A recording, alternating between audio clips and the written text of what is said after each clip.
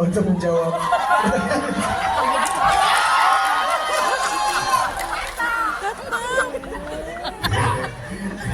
Kita umpetin nyatu lu boleh nggak? Teman-teman boleh bantu istighfar semuanya biar cepat hilang. Boleh. Untuk menjawab pertanyaan itu pastinya balik lagi ke Pak Jero gitu. Aku ngobrol sama beliau cukup panjang dari awal. Bahkan sebelum saya pegang naskah, saya langsung ngobrol sama Pak Jero gitu. Apa yang diinginkan dari karakter Yuda, apa tujuannya, terus apa pesan dari film ini, apa pesan yang ingin disampaikan dari karakter masing-masing gitu. Sehingga ketika masuk ke reading ditambah dengan deskripsi, terus berbagai macam adegan, ya saya jadi lebih mudah untuk memahami dan mengerti apa yang dirasakan oleh Yuda gitu. Ya sih kalau jawab kehilangan orang tua agak ngeri jawabannya itu aja deh. Iya, itu aja. Aku juga nanya juga ngeri. Ini pertanyaannya boleh nggak? Aku agak serem ya. Pertanyaan berikutnya masih dengan dengan Kesha Alvaro pemeran dia nih. Pasti nih ada hal-hal seru nggak kira-kira? Atau ada tantangan-tantangan yang seru nggak yang mungkin selama ini belum pernah ada di peran-peran kamu yang lainnya? Sebentar saya pikirkan dulu karena terakhir saya ngomong hampir spoiler. Iya, jadi saya harus pikirkan baik-baik. Kalau adegan yang mungkin yang paling membekas, sebentar. Janjian dulu. Gak apa-apa. Adegan kesurupan masal. Kesurupan masal. Iya. Wow, itu gimana tuh? Boleh Karena sedikit cerita nggak? karena saya masih ingat itu take-nya sudah di ending schedule hari itu. Jadi semuanya sudah capek, sudah training, terus itu ditaruh di adegan terakhir gitu. Saya sama Laras sama Aca, kalau ada kakak yang denger, Aca sempat ngomong kalau dia beneran teriak dan kaget pada saat adegan itu. Karena memang aku harus shout out ke tim makeup efeknya, prostetiknya bagus banget, semenyeramkan itu. Bahkan aku sendiri, karena aku bisa bilang aku pecinta film-film gore gitu, dan ketika dihadapkan dengan situasi yang di real life-nya kayak gitu, mengganggu pikiranku sih, lumayan mengganggu gitu. Luar biasa. Tepuk tangan dong. Tantangannya itu adalah belajar doa-doa Katolik ya. Oke. Karena kadang-kadang aku suka sampai slip. Untungnya kita di kru ada yang Katolik, jadi dibantuin kadang-kadang di set tuh kayak nggak pas berdoa Salam Maria, terus aku tuh kayak Salam Maria apa kak gitu, terus kayak ya dibantuin gitu. Terus aku harus belajar dialek Jawa juga di sini, dan menurut aku tantangannya adalah harus berani ke set karena setnya kadang-kadang benar-benar sangat membantu, dan sampai-sampai aku ngerasa ada beberapa scene yang aku kayak nggak acting deh gitu, kayak ketakutan itu nggak acting, itu Kebawa beneran ya. beneran. Wow, luar biasa loh. Tepuk tangan mungkin boleh, jangan malu-malu. Dereknya selalu enak. Cuman ada yang paling berkesan itu aku udah sempat cerita waktu press con trailer adalah ketika Laras sedang berdoa. Itu aku sampai sekarang kadang-kadang masih suka kepikiran gitu. Itu wow, I think I really like that scene. Menjiwai banget ya. Luar biasa. Keren loh. Waktu mencoba untuk memahami karakter sebagai Marta itu banyak ngobrol sama Mas Jero pastinya. Terus waktu pertama kita reading juga saya sama anak-anak kayak saling memperkenalkan diri dan memperkenalkan siapa kita masing-masing gitu. Jadi kita mulai mengenal satu sama lain. Apalagi kalau di set itu udah pasti lebih mengenal ya. Tapi pas reading tuh kayak kita kasih tahu apa yang mungkin orang nggak tahu gitu kan. Jadi semuanya jujur gitu. Aku bilang aku begini, Kesha juga bilang aku begini, Kesha juga bilang kayak gini. Jadi pelan-pelan tuh dibawa untuk kita mengerti masing-masing karakter. Nah untuk pendalaman rasa kehilangan Bayu itu saya mencoba untuk banyak bicara sama Mas Jerosi sebetulnya gitu. Ini begini dan saya tuh sama suami saya tuh ketemu cuman satu scene. Oh iya? Iya, yang pas ulang tahun itu. Aku lihat itu. Gimana saya kayak jadi beneran gak punya suami, ya kan? Beneran tekanan batin ya. Iya, terus untuk anak-anak tuh baik, selalu menjaga saya dan udah pasti kan Laras ya yang selalu ada buat ibu gitu, karena kan di sini kan Yuda memang dia banyak lebih menyelidik keluar mengenai apa yang terjadi dengan bapaknya. Jadi pendalamannya sih lebih kepada di syuting tuh kita tetap bercanda, tapi di saat set, oh ya ini saya terutama kayak di scene kita bertiga ya, kan ada scene kita bertiga itu yang sama anak-anak. Nah itu tuh kita bertiga tuh pegangan tangan gitu. Oke, kita harus rasain nih bagaimana, karena kan ibu udah mulai lemah, anak-anak juga ngerti energinya kayak gimana.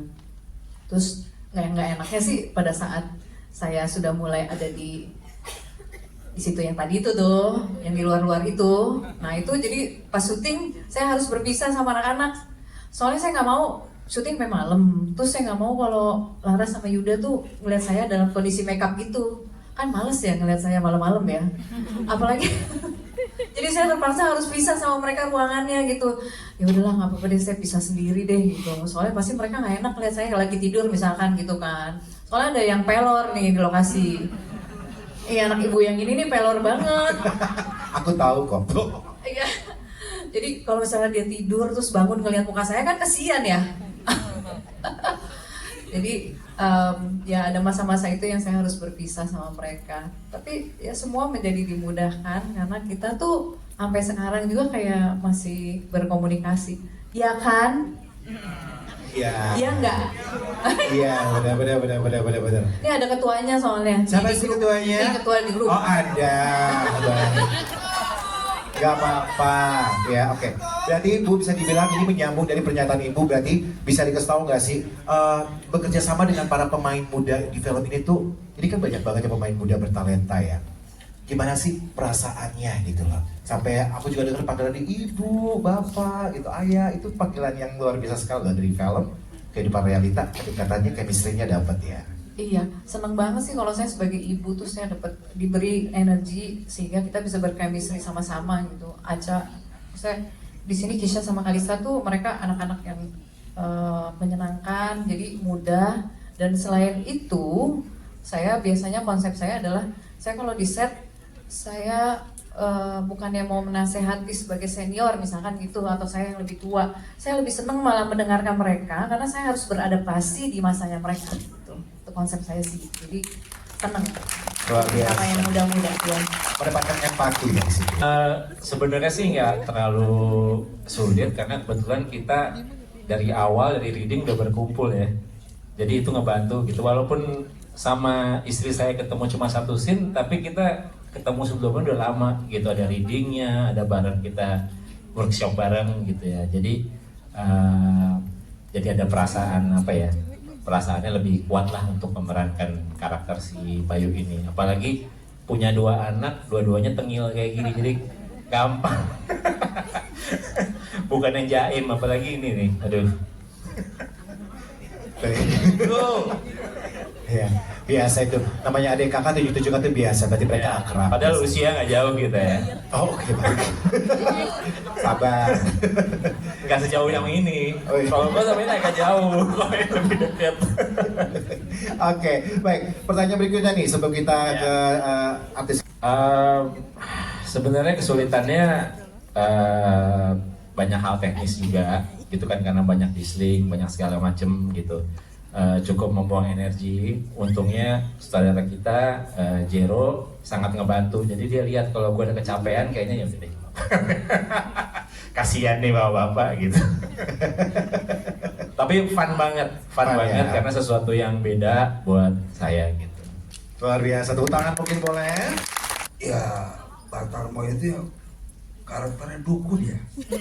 Iya sih. Tuh kan. Ya artinya secara pengetahuan dia memahami gaib gitu.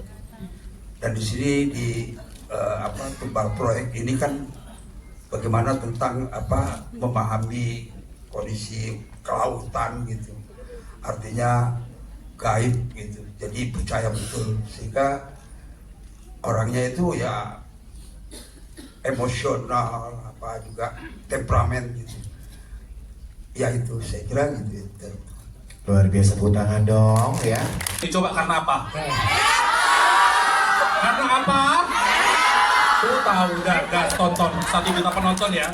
Minimal Lebih ya. dong, lebih dong. Rambut udah putih kayak gini. Iya, benar. Ya kan? 5 juta nanti katanya mau ada tumbal proyek 2. Oh, iya.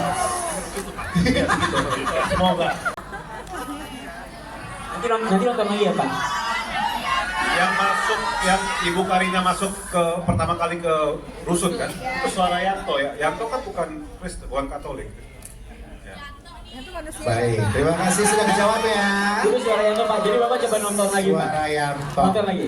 Gak apa-apa, mungkin karena tukang simak gitu ya dengan filmnya ya. Oke, satu lagi berarti ya. Satu pertanyaan lagi. Pertanyaannya, film ini ketika Pak Diras menawarkan pertama kali ke saya, itu saya cukup tertantang. Karena secara teknis ini sesuatu yang berat, yang tidak pernah, yang cukup menantang buat saya. Dan terima kasih kepada Diras karena beliau memberikan saya ruang kreatif yang sangat luas untuk menentukan arahnya akan seperti apa. Sampai tentunya kita bicara konstruksi, saya bukan orang sipil, saya banyak riset tentang sana. Kita juga mencari data-data konstruksi jembatan tersebut pada masanya, seperti apa strukturnya, bagaimana proses pembangunannya. Karena kalau kalian tonton kan itu ada beberapa fase, dari tiang pancang awal sampai ke 80%. Itu kita riset benar-benar, kita dapat sebuah booklet dari data-data desain konstruksi itu dibangun, dan itu coba kita terapkan ke film. Seperti itu, sejauh itu risetnya. Dan saya hanya mengambil sebuah garis besar. Kita semua tahu tumbal proyek itu, kita pernah dengar sebuah kata itu di mana-mana. Tapi kita semua, saya yakin, punya pertanyaan yang sama. Apakah tumbal proyek itu nyata? Dan tidak ada yang bisa menjawab itu. Maka saya coba menghadirkan bagaimana jika itu nyata. Itu aja sebenarnya yang ingin saya tampilkan. Terima kasih. Terima kasih banyak, luar biasa sekali.